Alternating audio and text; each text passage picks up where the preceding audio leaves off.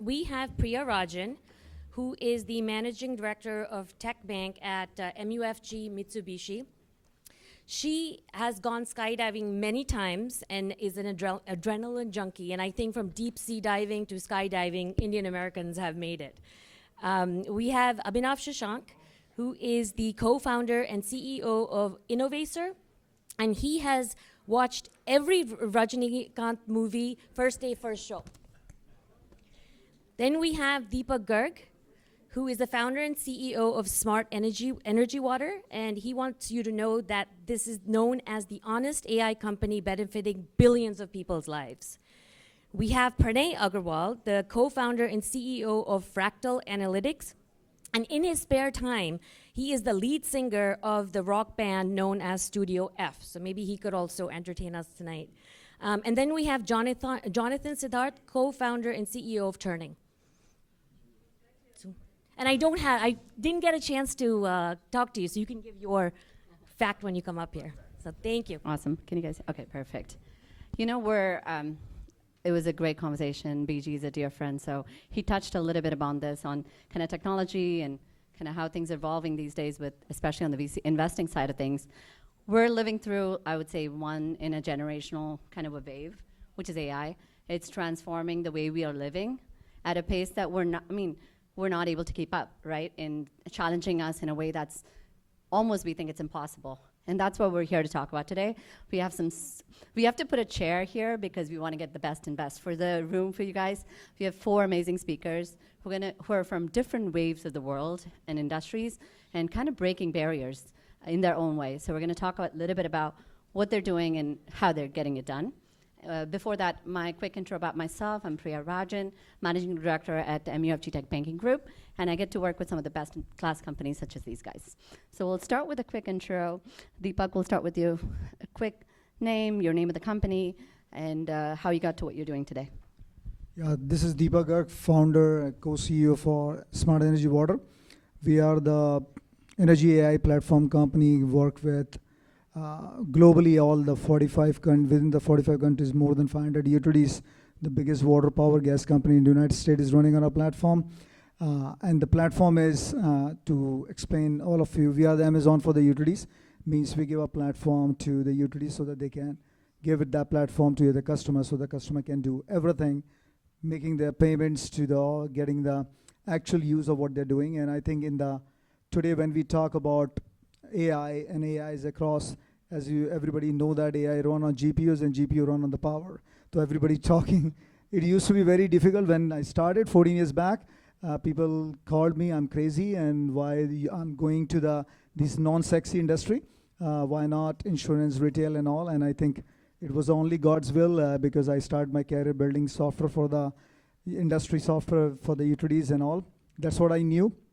And I can see the challenge, I can see the problem, and I think I've been lucky, 14 years back, nobody wants to do this high barrier industry, complex, it's difficult, and now today, we have the biggest data sets in the world. We have around 1 billion people touch our platform today.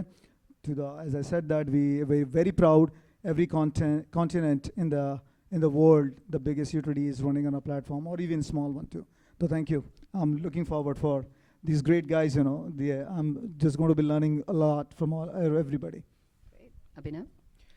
Hi, I'm Abhinav Shashank, co-founder and CEO at Innovator. We're building the AI infrastructure for healthcare for the United States today, and then hopefully expanding more globally over the next few years as well. A large part of what we're we started the company as a horizontal data and AI infrastructure, business in general. And very quickly, when we had our first healthcare customer, we realized the fact that for most things in our lives, technology has basically evolved quite rapidly. And if you really wanted to get transportation, there is Uber. If you really wanted to get something ordered, there is Amazon. But for the most important thing in our lives, which is basically how we are being cared for, you look at the technology infrastructure that sort of really exists, and it is jack shit, really bad, right? And when we sort of really looked at that, for the first time, we really, honed in on healthcare and really took a bunch of the technology that we were building and said that we are going to go build like the modern infrastructure for what healthcare today really needs, and think about how we can go and transform like the healthcare caregiving, like I think like in more meaningful ways than it's being done today. So that's what we've sort of really been doing over the last few years. It's like incredibly exciting to see that like millions of people sort of really get differentiated care by using the platform that we've sort of really developed, and very excited about what AI has basically been able to do in such short period of time, like in the healthcare space as well. Awesome, Pranay. Hi, my name is Pranay Agrawal. I'm a co-founder and CEO at Fractal. Our goal is to convert all the AI excitement into enterprise performance. So we are working typically with Fortune 500 companies to help them deploy into their core functions such as product development, customer engagement, driving better operations effectiveness. So that's who we are. Very excited to help convert AI excitement into enterprise performance. Jonathan. Hi everyone, I'm Jonathan Siddharth, co-founder and CEO of Turing. So at Turing, we work on training superintelligence. So we work with 8 out of the 9 frontier AI labs like OpenAI, Anthropic, Apple, Meta, Google.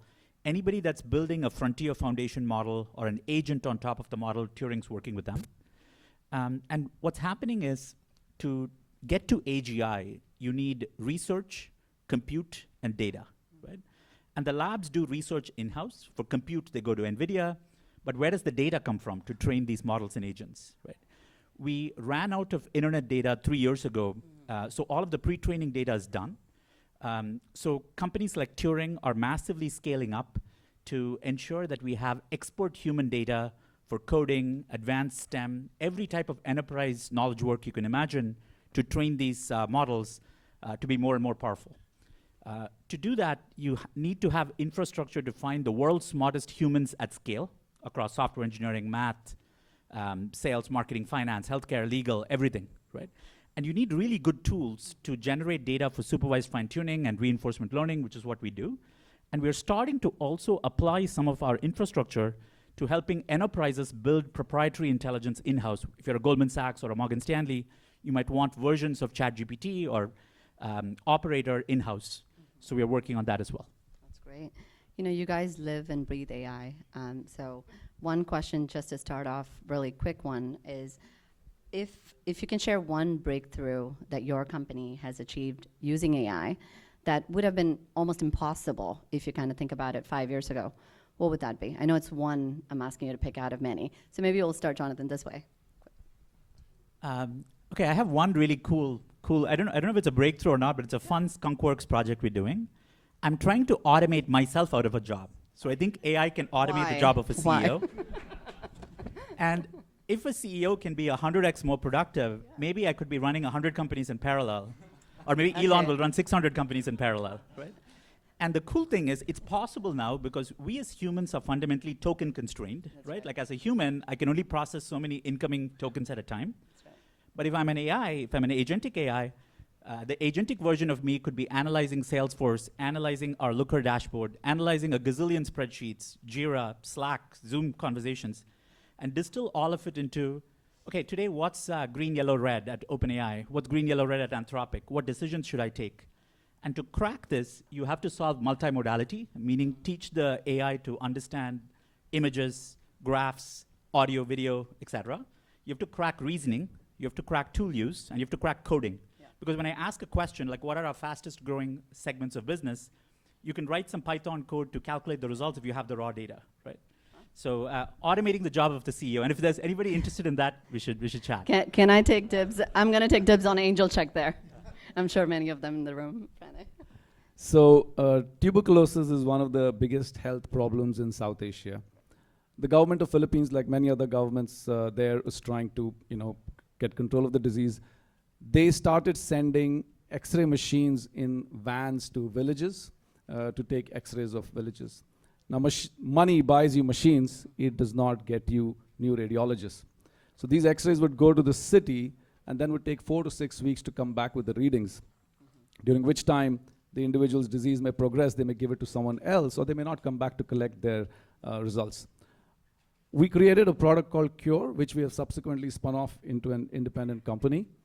Cure provides diagnostics on chest x-rays for tuberculosis and lung cancer in under a minute for less than $1 with 99% accuracy. And today it has touched 32 million lives, so done 32 million x-rays scanned across over 1,000 different sites in the world. And this was not possible without AI. Incredible. Wow. So I think like for us, given healthcare is just so prone to change with AI in general, but it's also basically like I think the most regulated like space on the planet of Earth, right? Like so the way we've sort of really approached it generally is that a lot of the ways people are thinking about application of AI is to automate things the way they are happening today. Now, most of us know like the way healthcare is basically delivered in the country is garbage. Like it's not like I think like at the place where it needs to be. Like we really need to, so we don't really need to get garbage faster. Like we really need to basically figure out a way to drive change. Like today, like if you had a knee surgery or anything basically like I think like scheduled, for you to get to a specialist might take you months, and by that time most likely like I think like your knee pain or whatever it was like I think like is already healed. Now this is, I'm talking about like I think like basic things like that from personal experience. Like it's just hard to navigate how care is basically accessed in the country. You go to a doctor and basically ask them that okay like I think like you cared for this patient and you're going to get paid, like when are you going to get paid? Their answer is basically going to be, oh, I'm going to get paid like I think maybe 180 days out. Like all of this information asymmetry that basically like I think like exists is a cause of a incredibly bloated healthcare ecosystem today. Like the United States basically spent $5 trillion like I think like on healthcare. There is, if we basically kept spending the way we are basically like I think like spending, healthcare is going to be the primary cause for bankruptcy for the country. And therefore there is like a massive amount of transformation that you can basically drive like in how healthcare is basically like I think like been delivered, and can you really rethink fundamental principles of some of these things. Everything is human intensive like today, like so the first things that we picked, like so we've picked up like now we have a list of like 962 AI projects that we want to do. Like the first of that list was, can we really improve access? And the first place like that we sort of really deployed it at, like we've deployed it basically in Iowa, like a large healthcare delivery organization. We've deployed like I think our first AI agentic workforce basically like in Iowa, and the scheduling and access time has dropped by 86%. Like and I think like it's just like small like I think in terms of like what everyone thinks basically AI can sort of really do, but that basically 86% reduction in AI in the scheduling times means better care for all of those people, more timely care for those people, and our general prediction is that those patients that got seen sooner would basically lead to $322 million of cost savings for Medicare over the next year or so. Like, so a lot of these things like have such impactful like thematics that you start rethinking a bunch of these processes rather than thinking about automation and leveraging this basically like I think like already broken system that we sort of really live in today. We're going to double click on the complex nature of that, your segment. How about you? So before me putting that, what are the breakthrough we have? I have just quick question from audience. I will just ask, how many of you think, you need water for living? I think I live on Diet Coke. Like that is also water. How many of you think you can innovate without power? Because the innovation doesn't run without power. So this is where the breakthrough is, to all the good reasons we are talking about AI, and it's a very important thing. What we took it, not a generic AI, we took the very vertical AI in the case. We gone too deep, and I love that Pranay said that, enterprise, the data at the enterprise to connect to the billions of people when they use these most important natural resource without which we're gonna live.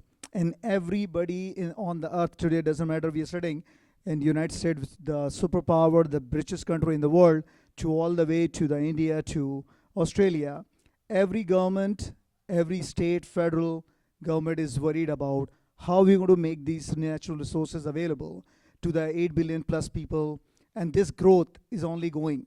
And I will just give you one more very good example. I know that for all the good reason when we talk about demand and supply, in this case, if the demand is going up, we can, even with a lot of supply we can create, but we cannot transmit that. To transmit the power and the water to the actual end consumer, which is all of us, who we cannot live without, it's a most complex problem. To the point, when we started, the problem is the world was living, you generate the power, you give it, or generate the, or clean the water, you give it to the people. Right now it's become a two-way equation. What the two-way equation does in the AI context is, before that, these billions of people were consumer. Now these billions of people become the endpoints, creating a trillions of dollars, not $1 trillion, is going to be spent, trillions of data points every day, which you need to compute and ensure that when those demands are going up and down, you can control the full supply of what you have and the asset which is handling. I know that I'm talking too much. This is what the breakthrough we had. Rather than taking very generic AI, I can compute, all good, we can have a data. The data for this industry is very, it's just like, we give example because a lot of people don't understand. For a physician or a doctor to become a neurosurgeon, they have to put 8 years or 10 years before they touch the brain. So enterprise data, enterprise integration, enterprise use case understanding, and then converting that to the very layman, to the person who's going to be downloading a utility app versus they're going and interacting with a bot, and making that complex to the simple is a most important breakthrough for us. And it's not, I give this to our team and our industry who trusted on us and say that you have accessibility of every data you have at the enterprise level, and then we are able to solve it. And we keep doing it. I think it's just the stages we are in. You know, we are maybe at this moment, I have to really say that because of all the good reasons AIs took over across the globe, now everybody understand, compute is getting cheaper. That means we and more people working towards it, we can solve the most complex problem on earth as a company at this moment. And we know that we can solve it because we have those team and we have that industry and have a tech industry supporting us. Thank you. That's great, thank you. You know, Abhinav, you touched upon, I don't know if you can still hear me. You touched upon kind of like your industry, healthcare being complex and regulated, which is a given. How does Innovator use AI to kind of cut through these complexities? And also, what's your biggest challenge in building trust in that ecosystem? Yeah. This is probably like, I think, like the hardest like a problem for AI adoption to like happen, right? Like so the first time basically ChatGPT came and like I think Cloud Code came and like Cursor came, like everyone was super excited about the fact that, hey, like I think like we've achieved this massive breakthrough, like AI will write all of the code, like no one is going to basically need like any developers anymore, like and what's really happening, like when you deploy these things, like I think like in real production scenarios, is that like most of that code is not really usable, right? Like the algorithmic complexity that that these codes are basically like I think like writing is that your cloud cost might end up sort of really being 10x of what like I think if a smart developer actually wrote those codes are. So I think like what is really happening like as you're putting the more and more of these things in production, that yes, like I think like you could have AI write like I think like all of your code, but suddenly basically like I think like there is like unintended consequences of that are basically like, that you did not sort of really factor in. Now, is it getting better? Yes, it's getting better. And will we sort of really get to like I think a point where this is going to be good? Yes. Is it there today? No. Like and so like I think like what we've sort of really realized, like when we started building out, like we went ahead and started with like building out agents first, that okay, I'm going to basically go build out like I think like all of these agents, like these are going to do like incredibly cool things, and we started putting this into healthcare context. And what we realized was that okay, like how is this agent going to talk to another agent, like what is basically going to happen, what is the human agentic interaction that is basically like I think like going to take place? Like, what are like the regulatory safeguards in general that we have to basically look at it? And no one's given any thought to it. Like, and it is like incredibly scary, like to a certain extent, for companies operating in this space, that I don't even know the kind of liability that like I think people are like signing up for by doing some of these things. So what we've sort of really done, like I think like on our standpoint, is that we've been like in incredibly constant touch with the government. This is one, we've basically focused on building out the infrastructure right first. Everyone wants to basically go rush for basically building out all of the cool like AI agents. This is not that time. This is the time where you need to build the infrastructure for you to leverage that infrastructure over the next 5-10 years. The data infrastructure, like the integration infrastructures and all of those sort of things, so that AI can exist in like a controlled environment and can do the things that you sort of really wanted, with consequences like also like labeled and put into place. So we've now gone to the government. We've basically like I think come up what we are calling model cards. That what is the model trained on? Like, how did you basically like think about this model? What were the training parameters? How would you the way like you guys eat whatever food you're sort of eating, there is a card at the back. How many calories, like what is the thing that is there? Like, but when you're consuming AI, like I think you don't want to know that, like what was it trained on, and like how did it sort of really happen? It can be dangerous. Like, so what we've sort of really done is like, I think like take up like proactive steps that even if basically like I think like we could sell something, we will not sell those things till we basically have like I think like a framework defined, and we would have to basically take up lead in defining those frameworks. So our ask of the government has been that like, yes, you don't want to regulate, it's great. Like I think I understand like free markets should do it, their things, but like there needs to be some safeguards that need to be put in place, because like if you adopt AI at a pace at which it's happening right now, and if you fall into hype cycles, the risk that we all run is that the 10,000 accidents basically happen every day, like, and no one basically cares. But the one Tesla accident that basically happens, like everyone is like, AI is evil.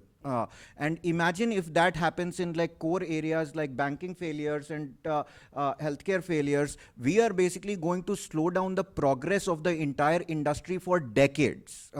And so like I think a lot of where the focus needs to be right now is to put these safeguards to actually make it run really, really strongly for the next decade, because of the transformative opportunity that this provides, rather than basically getting hung up on hype on like, oh, my company went from 1 million to 100 million, but like no one knows what it does. Like, right? Like, so I think like we are on that camp, but like it may be right, it may be wrong, but like we've taken the camp of do it well, because the risk is to slow down everyone.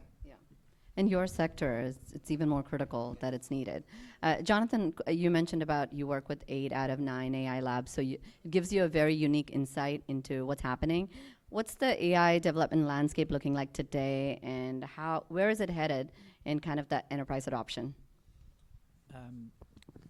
I think one very exciting area is the use of reinforcement learning to train agents in the enterprise. So if a human's job requires looking at a computer, understanding the screen, analyzing data, using different software tools to take action, it's going to be automated, right? That probably sounds like almost every type of digital knowledge work. It's all on the threshold to get automated.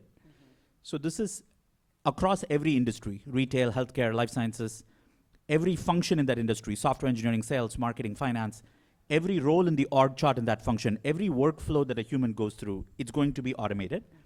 And to do that, like at Turing, we are building these RL environments, which are almost like mini world models for a business, with prompts, verifiers, and like a clone of a business environment. And the agents self-play in that environment to improve. I think that's super exciting. The thing I think we should, I agree with Abhinav's point that autonomous agents are far away and don't really work today, not for coding, not for anything, right?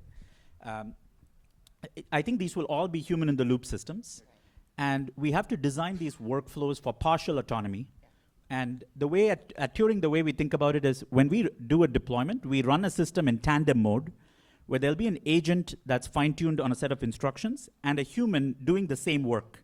And the manager sees the output of the human and the AI. If the AI is right and the human is wrong, you train the human. If the human is right and the AI is wrong, you create a data point to fine-tune the next iteration of the agent. So it's a self-improving system. So I think reinforcement learning is super cool. So we are building like thousands of these RL gyms to train computer use agents. The second thing that I think is exciting is coding. I think we're seeing agentic coding take over. We've gone from the Copilot era to the agentic era. So with Claude Code, Codex, like our data has gone into systems like that. I think we're still very, very early. But when you teach, and the nice thing about code is it's verifiable. So you can use reinforcement learning to train these systems really well. And I think we're about to see a lot of automation beyond code generation in the day-to-day of a software engineer. A software engineer doesn't spend 8 hours writing code. There's a lot of other tasks upstream of that and downstream of that, which will get automated. So I'm excited about both coding and reinforcement learning, and we're generating data for that for all of the labs. That's great. You know, I've been shown 5 minutes already. I thought we just got started. I've got so many more questions, so let's try to get through as many. One, maybe we can kind of like pivot on kind of defensibility and moats. This is kind of for all, but we'll start with Pranay and Deepak first. With the foundation models becoming like more and more accessible these days, where do you see the real long-term competitive edge? You get to work across so many of Fortune 500 companies. I think it would be great to hear, is it data, is it integration, is it go-to-market, or is it something else? So Pranay, we'll start with you. So, the models are commodity. Everyone has them, right? Everyone has access to the same compute infrastructure, the cloud infrastructure, all of that stuff. What we observe in terms of driving success in using AI, there are a few principles. Number one, start with the objective. And as an enterprise, people have almost similar objectives you cut across industries, making better products faster, getting more seamlessly engaged with your customers, driving more operational effectiveness, etc. Right? So as an organization, start with the objective. What is the objective that I'm trying to achieve? I think number two is to relook at the process. Now, knowing that what I know as to what AI can do, how can this process be redone to drive better effectiveness, right? Maybe I'm doing better pricing, maybe I'm doing better diagnosis, whatever that may be. I think number three, very importantly, you've got to start allocating a larger percentage of your tech budgets towards implementing AI. There's a lot of conversation about security and privacy, safety, etc. I think number four is really, in our opinion, creating the frameworks to ensure that the work that you do will stand the test of being, you can just put it publicly and say this is what we do, right? Transparency, fairness, privacy, all of that stuff. And number five, you got to train the workforce, right, to be ready for this AI world. So those are the things that we think each enterprise, when they focus, they drive effective performance in their organization. That's our take. That makes sense. Deepak? I will just I don't want to repeat what Pranay said. Already made a very important point. And for us, it's more vertical focus rather than making horizontal. And same thing, to just repeat what Pranay said, is take a vertical problem in industry and then build it up, and all that frameworks to data to integration. Because it's very easy to talk about integration, but when you talk about at the enterprise level, for a vertical industry, is the most complex thing. When you talk about the data, yeah, everybody can talk about the data, but the problem is who understand the data to translate the data with that integration to go to the use case. So for us, that's the more important, and that's where we feel the vertical AI, which is mix of agentic to the Gen AI to enterprise AI, mix will take over, And on top of that, and I know we talk about the AI, the most important thing is you have to be honest what you're building. Just to not to build because I want to increase my valuation, I want to increase my revenue. Yes, people will buy, but if you don't do honestly what you do, is going to create a more massive challenge. And for industry like what we operate is a most critical infrastructure which impact everybody on the human, the regulation come into the picture, security come to the picture, because if you go and compromise even one use case and things goes wrong, it's really very, very bad. So I feel for all of us, having that vertical mindset going deep, industry focus is a game changer for all the good reasons. That's great. You know, Pranay and Jonathan, this is more like a philosophical question. I have this debate with my little one. We talked about this all the time in terms of like, you know, AI, ethical AI, where the line is drawn. AI is becoming a more powerful co-pilot. I mean, I think what happens to human expertise, right? Like, is it taking away our intuition, creativity? How do you suggest, how do we cultivate the next generation of that? So I might be a bit contrarian in this. So I actually think everyone should study computer science, study math, study AI, like learn how LLMs are built end to end. And I'm an optimist in that, like, humans are fundamentally problem solvers, right? Like in undergrad, like I was, you know, for some of our assignments, you had to code in 8086 and 8088. You know, there's kind of messy coding in assembly language. But then like Python felt like, oh, this is so cool. And now, like, we're coding in natural language. I think, like, I'm pretty sure that 5 years from now, we are not all going to be sitting in a beach having an existential crisis of what do we do. We'll find bigger and bigger problems to solve. Like, AI is, I think of it like an exoskeleton that's going to 100x our productivity. Right. And we are going to do awesome stuff. And there'll always be room for human creativity. Right. I remember this quote from Sam Altman, who spoke at one of our events, like where he said, you know, it's unlikely that we'll see like a chess game between an AI and an AI, right? We're not going to spend time watching that. But we might see a chess game between,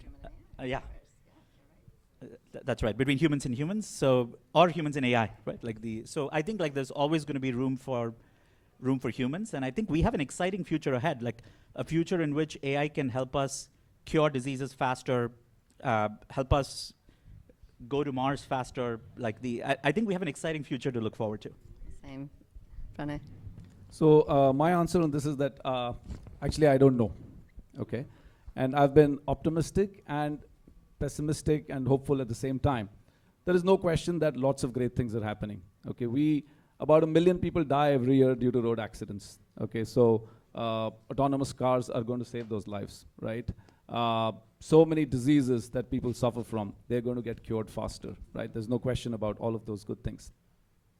Desh, you said something very powerful, that 98% people were growing food, now only 2% people grow food. If you go back 120 years, we were 1/5 the population that we are today. And you know, since then the population has gone up 5 times, and the per capita GDP has gone up about you know, multiple-fold as well, right? So through an era of tremendous growth in technology and automation and everything, and through an era where the human population has grown so much, we have continued to increase prosperity for everyone. The question though is that if industrialization made human strength irrelevant, will AI make human intelligence irrelevant? And in that world, what do we do? And I think there is optimism to believe that we've solved problems and we've found things to do in future, and that we probably will find things to do beyond that as well, right? To the question of, you know, whether people should learn these fundamental things, I think my answer is yes, right? We've got calculators, but we still teach our kids how to, you know, add and subtract and do multiplication tables. And we've got, you know, vibe coding. Should people still learn how to code? At least in our organization, we think yes, people should learn the fundamentals of coding, despite whatever automation has happened. So my answer is that I think there is room for a lot of, you know, good things to happen. What will happen to employment and what shape that will take, I think it's unknown. But I think we have done it in the past, and we should probably be able to do it again.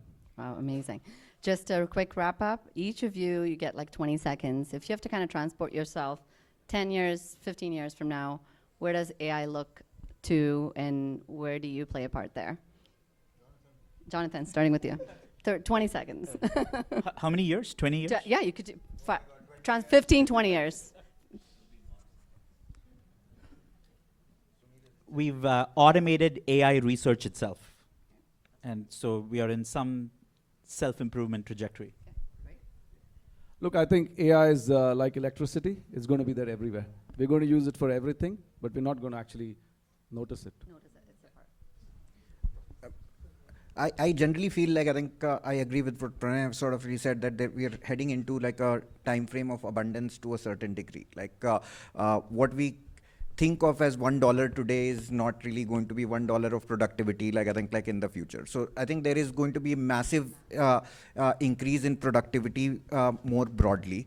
I really think, like I think longevity is basically going to be like a massive like thing. We are all going to live longer than we thought we would. So like health is basically like I think like going to be like a big beneficiary of this, and so like I think like instead of having like the 70 years that an average person basically has today, like if we all had like I think 120 years, like what are we basically like I think like going to do? Like the societal fabric like is going to become like an incredibly important piece, and so like at least with my kid, like three-year-old, like I think like what I am basically like I think like really focusing on is that can you talk, can you have empathy, can you have relationships, because all of like I think like everything could sort of really be automated, like but the human connection and our willingness to work together on problems are the things that are basically going to remain consistent. And if we could sort of really like I think like focus, at least I'm focusing my kid on that. Like I don't know if that's the right direction. Like my parents said that only math is relevant. Like I am saying like English is more important. So hopefully it works out. No, for me, and I think just to align everybody, is 5 year, 10 year, 25 years, people and AI is going to be left. Means people is going to be more and more intelligent with all the compute power and intelligence we'll be having. And there is no way AI can take over the human intelligence, because humans going to build the AI, you know. So I think just we are going to have more fun, more jobs that nobody need to care about that, you know. 25 years when the internet came and the computers came into the human life, everybody thought, you know, we are going to lose a job, and we have more jobs, more, you know, GDP. So I think AI is going to take it. People and AI, we have to think this is going to be the future for all of us. Thank you. Let's give a big round of applause. Wow, I really took the wrong profession. I mean, this is amazing. But thank you. That was an engaging discussion. I'm going to turn it over to my colleague, Amita, for some house. Yeah.